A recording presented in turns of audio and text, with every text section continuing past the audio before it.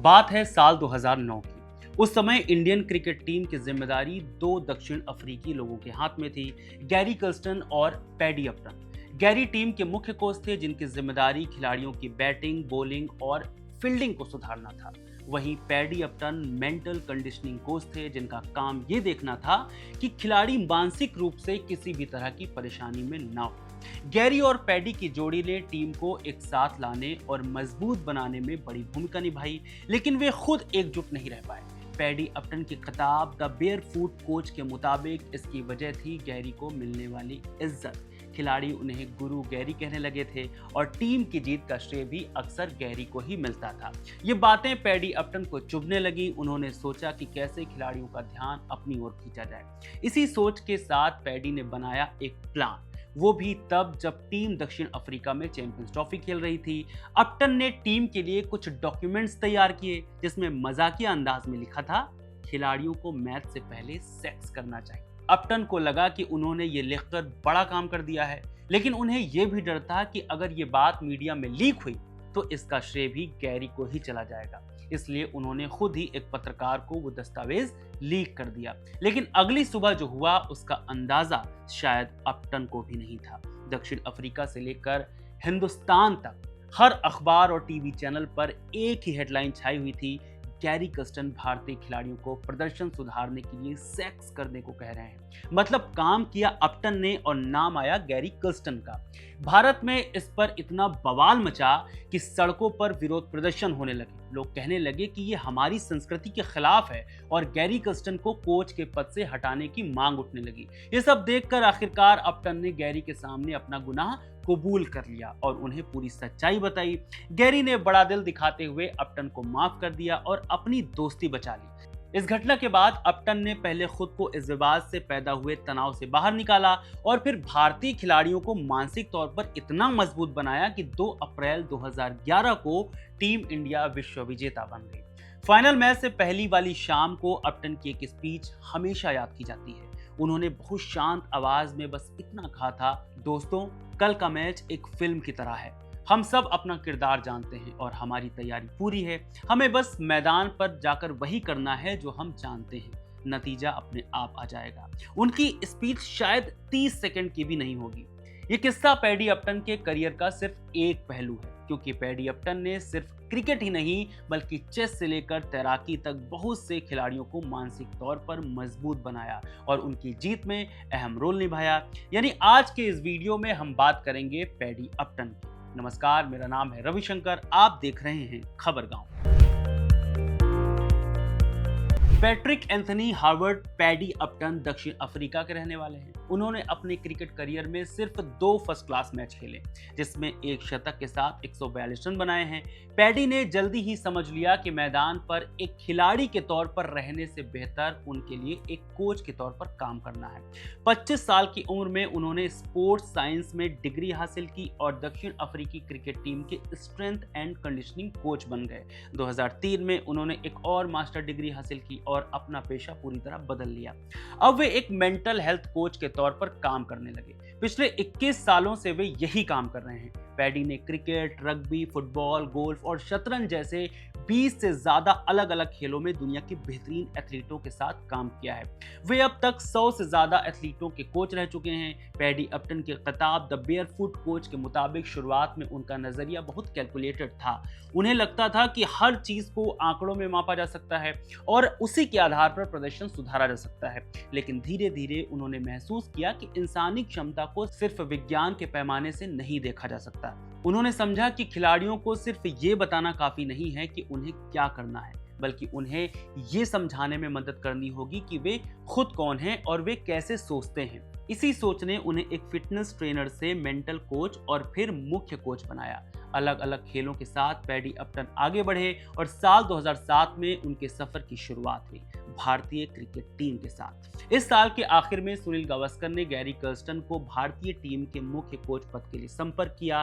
Gary को पहले तो एक मजाक लगा क्योंकि उनके पास कोचिंग का कोई खास अनुभव नहीं था, लेकिन गावस्कर के समझाने पर वे इंटरव्यू के लिए भारत आए और एक शर्त रखी, पैडी अपटन को साथ लाने की, मेंटल और फिजिकल कंडीशनिंग कोच के तौर पर। आखिरकार इंडियन क्रिकेट टीम का मैनेजमेंट मान गया और भारतीय टीम के लिए दोनों की जोड़ी बन गई।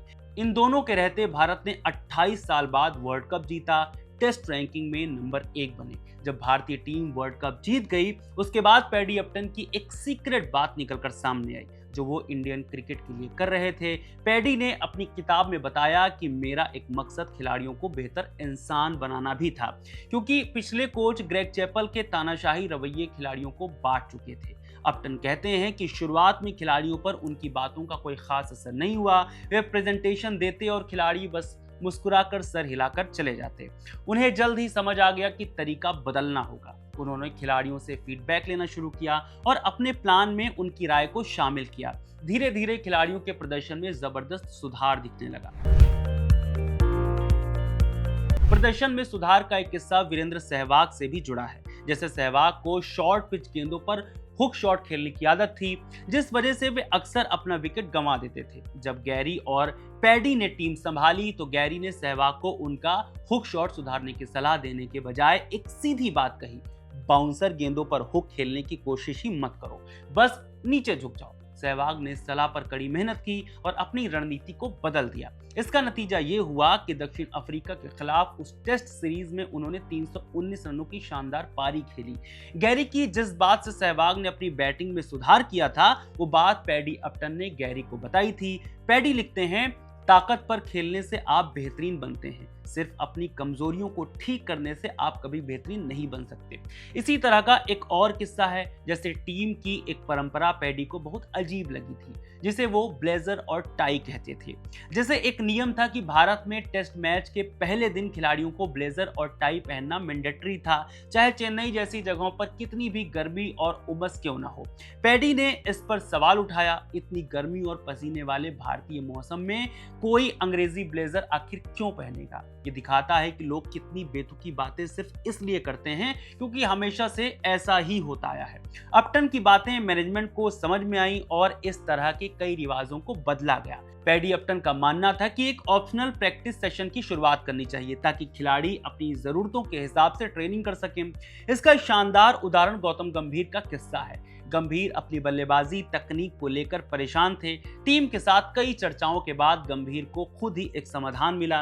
उन्होंने पाया कि अगर वे शॉट खेलते समय सिर्फ अपने जूतों को देखें तो उनका शॉट बेहतर तरीके से लगता है। ये एक बहुत ही साधारण सा विजुअल मैसेज था, लेकिन ये गंभीर का अपना खुद का समाधान था। पैडी अपटन का एक और किस्सा महेंद्र सिंह धोनी के साथ भी है। जब साल 2008 में पैडी और गैरी टीम से जुड़े तो उन्होंने टीम पर कोई नियम थोपने के बजाय खिलाड़ियों के साथ मिलकर नियम बनाने का फैसला किया। अनिल कुंबले की कप्तानी वाली टेस्ट टीम में यह तय हुआ कि मीटिंग या बस के लिए लेट होने पर 10,000 रुपए का जुर्माना लगेगा। लेकिन जब वनडे टीम के साथ यही सवाल आया, जिसके कप्तान धोनी थे, तो धोनी ने एक बिल्कुल अलग नियम बनाया। उन्होंने कहा जुर्माना 10,000 रुपए का ही होगा, लेकिन अगर एक भी खिलाड़ी लेट हुआ तो जुर्माना सब भरेंगे। पैडी बताते हैं कि इस नियम का असर ये हुआ कि वनडे टीम में कभी कोई खिलाड़ी लेट नहीं होता था, बल्कि सब समय से पहले ही पहुंच जाते थे। पैडी अपटन का काम सिर्फ क्रिकेट तक ही सीमित नहीं रहा, जिसका उदाहरण भारतीय हॉकी टीम है। टोक्यो ओलंपिक में पैडी ने भारतीय पुरुष हॉकी टीम के साथ काम किया और उन्हें 41 साल बाद ओलंपिक पदक जीतने में मदद की। मगर पैडी की सबसे ताजा और शायद सबसे दिलचस्प कामयाबी है 18 साल के भारतीय ग्रैंडमास्टर डी गुकेश को विश्व शतरंज चैंपियन बनाना। 2024 के बीच में जब गुकेश ने कैंडिडेट्स टूर्नामेंट जीतकर वर्ल्ड चैंपियनशिप के लिए क्वालिफाई किया तो उनकी टीम को एक मेंटल कंडीशनिंग स्पेशलिस्ट की जरूरत महसूस हुई। वेस्ट ब्रिज आनंद चेस एकेडमी यानी WACA के को फाउंडर्स संदीप सिंघल ने पैडी अपटन से कांटेक्ट किया। जब पैडी ने गुकेश से पहली बार बात की तब वो बहुत इंप्रेस हुए और सिंघल से गुकेश की तारीफ की। हालांकि पैडी ने गुकेश के साथ काम करने से पहले साफ कर दिया कि मैं शतरंज के बारे में कुछ नहीं जानता और मैं इसे सीखने की कोशिश भी नहीं करूंगा, मैं सिर्फ तुम्हारे मानसिक खेल पर काम करूंगा। अब सवाल कि पैडी गुकेश को कैसे तैयारी करवाते थे, तो इसके कुछ नियम थे। जैसे चैंपियनशिप से पहले पैडी और गुकेश हफ्ते में सिर्फ एक बार बात करते थे। कई घंटों की इस बातचीत में पैडी गुकेश की उनकी नींद, उनके साथ क्या चल रहा है, वो क्या खाते हैं, क्या खाना चाहते हैं, माने सब कुछ पूछते थे। और क्या छोड़ना चाहिए, क्या करना चाहिए, ये बताते थे। इस मानसिक तैयारी के अलावा पैडी ने गुकेश के लिए फिजिकल वर्कआउट भी प्लान किया ताकि वो शारीरिक रूप से फिट रहें। पैडी ने गुकेश को एक ही सलाह दी, बड़े इवेंट में नए खिलाड़ी जो सबसे बड़ी गलती करते हैं कि वो कुछ खास करने की कोशिश करते हैं, जबकि खिलाड़ी को वही करना चाहिए जो वो बहुत अच्छा करता आया हो। वर्ल्ड चैंपियनशिप के दौरान गुकेश और पैडी के बीच लगभग कोई बात नहीं हुई, जिस पर पैडी ने कहा कि मैं सुपर हैप्पी हूं, क्योंकि इसका मतलब है कि गुकेश को पता है कि उसे क्या करना है। फिर वर्ल्ड चेस चैंपियनशिप में जब गुकेश ने डिंग लिरेन को हराया, हर कोई गुकेश की शालीनता और धैर्य की बातें करने लगा। लोग सवाल खरोदने लगे कि गुकेश की इतनी कामनेस का राज क्या है। तब नाम निकल कर आया पैडी अपटन का, माने गुकेश के कंडीशनिंग कोच का। जीत के बाद गुकेश ने पैडी के बारे में कहा, पैडी पिछले 6 महीने में मेरा बहुत बड़ा सहारा बने। वो मेरी शतरंज टीम का हिस्सा नहीं है, लेकिन इस सफर में वे एक बहुत महत्वपूर्ण व्यक्ति रहे हैं। ये बहुत अच्छा है कि पैडी ने 2011 में भारत को क्रिकेट विश्व कप जिताने में मदद की और 13 साल बाद अब उन्होंने भारत को शतरंज चैंपियनशिप जिताने में मदद की। शतरंज हो, हॉकी या फिर क्रिकेट, हर भारतीय खेल में पैडी अपटन भारत के लिए लकी साबित हुए। शायद इसे लकी कहना थोड़ा बेईमानी होगी, क्योंकि उन्होंने कड़ी मेहनत से टीमों को जिताया है। पैडी अपटन की कोचिंग को आप कैसे देखते हैं, हमें कमेंट करके जरूर बताएं और खबर गांव को सब्सक्राइब जरूर करें। बहुत शुक्रिया।